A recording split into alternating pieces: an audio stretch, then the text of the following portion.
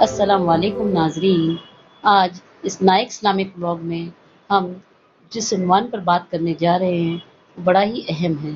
ہمارا آج کا عنوان ہے حسد، جس کے معنی ہے کسی شخص پر اللہ کی نعمت سے جلنا کہ یہ نعمت اسے کیوں ملی اور اسے نہیں ملنی چاہیے تھی، اور یہ نعمت اس سے چھن جائے تو بہتر ہوگا۔ یہی حسد ہے، یہی حسد کا مختصر تعارف ہے۔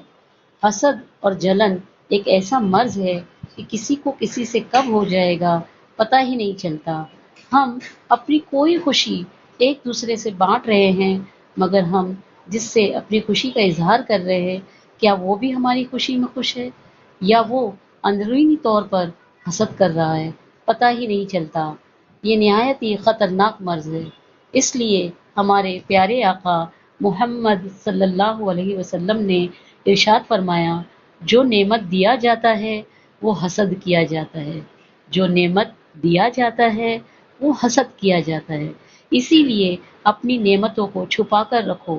نعمتوں کو چھپانے کا حکم دیا گیا ہے۔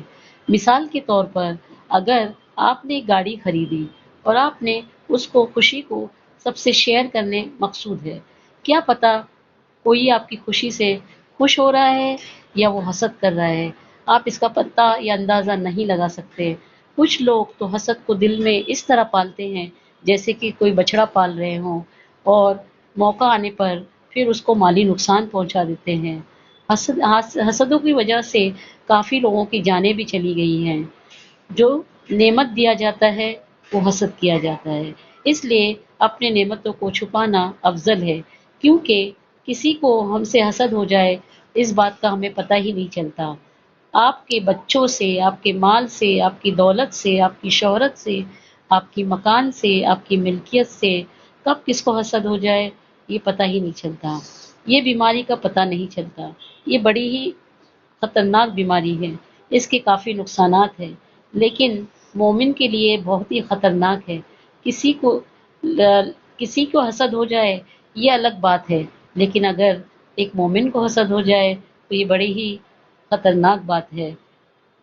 اللہ نے فرمایا ہے کہ کیا لوگ اس چیز سے جلتے ہیں جو اللہ نے اپنے فضل سے اسے عطا کی۔